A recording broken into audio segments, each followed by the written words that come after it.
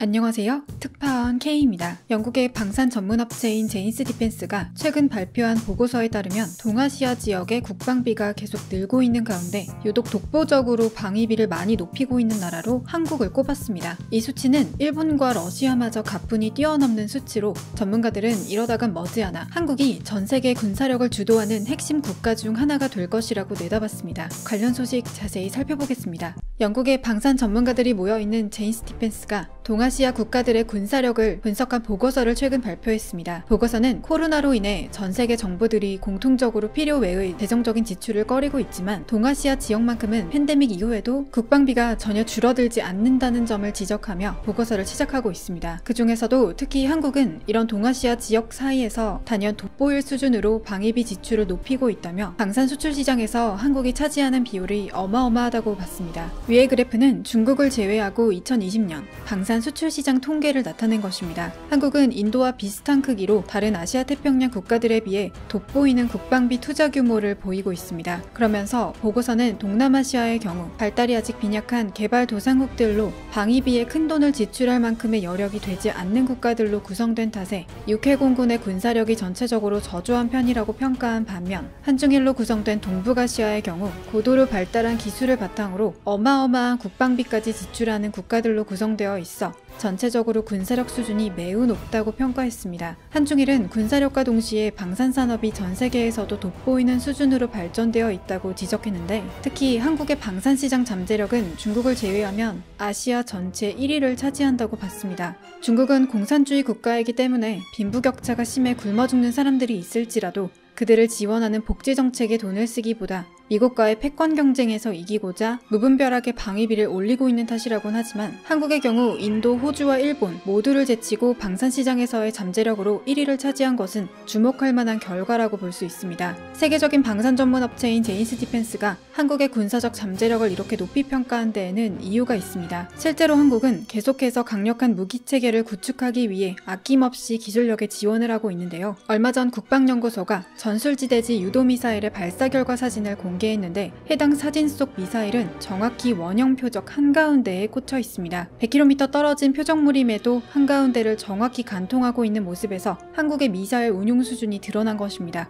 해당 사진을 본 네티즌들은 다트도 아니고 미사일의 정확도가 저 정도라니 라며 감탄했습니다. 전술지대지 유도미사일이 이렇게 독보적인 성적을 낸 덕분에 방위사업청은 본격적으로 전술지대지 유도미사일을 양산하겠다고 공식 발표했습니다. 2025년까지 3,200억 원을 들여서 200여 개의 미사일을 만들겠다고 계획한 상황이며 기존의 100km의 3배에 달하는 300km 수준으로 개량한 버전의 미사일도 개발 중이라고 밝혔습니다. 제인스 디펜스 또한 해당 보고서에서 한국의 미사일 체계는 전 세계에서 가장 뛰어난 수준 중 하나라고 평가한 바 있는데 이런 아낌없는 개발과 투자를 두고 한 평가로 보입니다. 한국의 군사력과 국방비 지출 규모는 최근 전 세계 밀리터리 덕후들의 관심의 중심에 서 있기도 합니다. 다양한 국가들의 군사력을 소개하는 한 해외 유튜버는 한국 군대를 소개하는 영상을 공개했습니다. 해당 유튜버는 한국이 2020년 한 해 동안 국방비만 자그마치 50조 원을 지출하며 전 세계 군사력은 6위로 육군, 해군, 공군이 고루 발전해 있다고 말했습니다. 한국이 이 정도로 국방력을 키운 배경에는 북한과의 대치 상황이 원인이라고 보며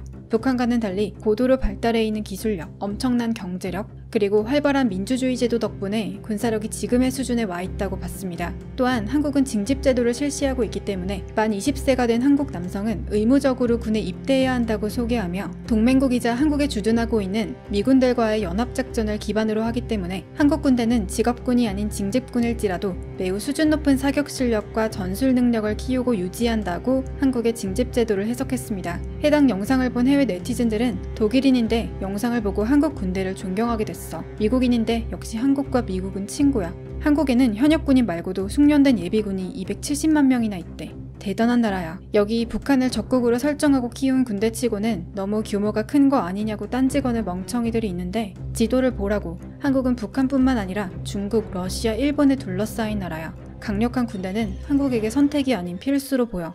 등의 반응을 보였습니다. 이렇게 전 세계에서도 의아해할 만큼 한국이 미친 듯이 군사력을 기르는 통에 영국이 한 가지 거절할 수 없는 제안을 해옵니다. 바로 자신들이 만든 항모를 사라는 것이었는데요. 사실 한국은 그동안 계속 항모에 대해 고민을 해왔습니다. 삼면이 바다인데다 일본, 중국, 러시아까지 득실거리는 통에 항공모함이 있어야 이들에 대한 제대로 된 견제가 가능하다는 의견이 지속적으로 제기되어 왔기 때문입니다. 하지만 항공모함을 대형으로 지을지 경항모로 만들지 규모면에서도 갑론을박이 많았으며 항공모함 자체가 꼭 필요한 것이냐는 등 논란이 있어 쉽사리 결정하지 못하고 있는 상황이었는데요. 또한 항공모함이 중국과 일본, 러시아를 견제하기 위한 목적이라면 마하3 이상의 초음속 미사일로부터 항모를 보호할 수 있는 무기부터 만들어야 한다. 항모를 보호할 수단이 없는데 항모부터 만들어서 뭐하냐는 등의 회의적인 시각도 존재했습니다. 하지만 결국 국제분쟁이 발생했을 때 우리나라의 해양 주권을 대변할 수 있는 전력은 항공모함뿐이며 한국이 말라카 해협으로부터 한국이 필요로 하는 모든 석유와 에너지를 공급받고 있는 마당이기에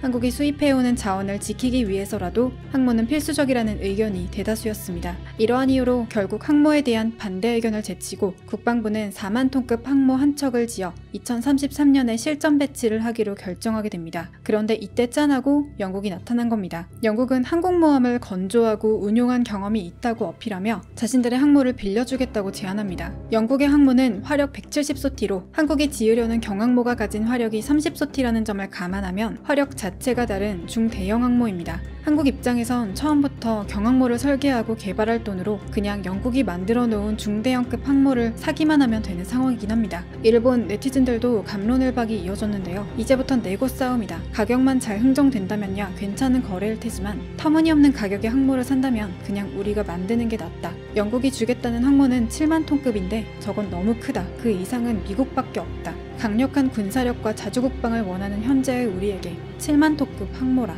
진짜 거절할 수 없는 제안인데? 등의 반응을 보였습니다. 한국이 어마어마한 방위비를 토대로 군사력을 미친 듯이 벌크업해가는 상황에 대해 미국이 우려 섞인 시선으로 바라보는 면이 없지 않습니다. 미국의 한 정보기관에서는 한국 군대가 일명 비스트 모드에 돌입했다고 평가하면서 국방부가 매년 예산을 7.6%씩 증가시키는 탓에 한국 군대는 그야말로 짐승처럼 벌크업을 하고 있다는 겁니다. 이미 2020년 이후로는 일본의 국방비 규모를 뛰어넘었으며 러시아마저 뛰어넘어 2022년에는 세계에서 5번째로 군비를 가장 많이 쓰는 나라가 된다고 밝혔습니다. 그러면서 한국이 이토록 군사력에 집착하는 이유는 한국이 이른바 독침 전략을 메인 전쟁 시나리오로 잡고 있기 때문이라고 봤습니다. 원래 현대의 전쟁은 여러 나라들이 군대를 주로 소규모 국지전이나 적대국에 대항해 자국의 영토와 국민을 보호하기 위해 최악의 시나리오를 메인으로 하지는 않는다고 말하며 한국군은 이와 달리 극단적일 정도로 총력전을 주요로 상전하며 군대를 키워가고 있다며 우려스럽다고 평가했습니다. 왜냐하면 이러한 극단적인 방향의 군사력은 만약 한국이 중국이나 일본, 러시아 등의 강대국과 전쟁이 났을 때 한국은 질 것이지만 한국을 건드린 상대국도 더 이상 제대로 된 국가 운영을 불가능한 상태로 만들겠다는 목표가 철저히 반영된 계획이기 때문입니다. 결국 한국은 군사력을 키우는 동시에 만약 우리를 건들면 너네도 끝장난다 라는 메시지를 주변국들에게 널리 알리고 있는 와중이라는 겁니다. 즉 상호 확증 파괴가 국가 방어 전략의 중심이라는 것입니다. 일본 해외 네티즌들은 한국의 방위산업 성장 속도를 보면 머지않아 한국은 전 세계 군사력을 좌지우지하는 선도국가가 될 것이다. 한국 때문에 새로운 세계 질서가 탄생할 것 등의 반응을 보였습니다. 하지만 한국이 이렇게 우려스럽다는 평가를 들어가면서도 계속해서 방위비에 투자하며 향후 10년을 내다보면서 군사력을 키워가는 이유는 다시는 지지 않겠다는 강인한 일념이 있기 때문입니다. 한국 정부는 6.25 전쟁 70주년을 맞아 미국과 영국 그리고 유럽 여러 나라들의 공중파 TV에 송출되도록 영상 하나를 만들었습니다. 바로 6.25 전쟁을 도와준 유엔군들에게 한국이 이만큼 발전했다. 70년 전 목숨을 바쳐 가난하고 약했던 한국을 위해 희생해 주어서 감사하다 라는 메시지를 전하기 위함입니다. 이 영상은 12월 11일까지 한국을 도와준 여러 나라들의 공중파에 송출되는 것으로 알려져 있습니다. 그런데 이 영상 속에서 단연 돋보이는 것은 바로 어마어마한 수준으로 발전한 한국의 모습입니다. 아프리카의 빈민국들보다도 가난한 전세계 최빈민국이라 전세계의 도움이 필요했던 한국이 이제는 국방비에만 50조 원을 지출할 정도로 스스로를 지킬 수 있는 강인한 선진국으로 발전했다는 사실을 전세계에 당당히 알리는 영상이기도 합니다. 전세계 최약체국이었던 우리를 지켜준 사람들에게 당신들의 희생이 헛되지 않았다. 우리는 이만큼 성장했다. 라며 당당히 영상을 만들 수 있는 나라가 세상에 얼마나 될까요? 단연 한국이 유일하다고 장담합니다. 그럼 오늘 준비한 소식을 마치겠습니다. 시청해주신 여러분 감사합니다.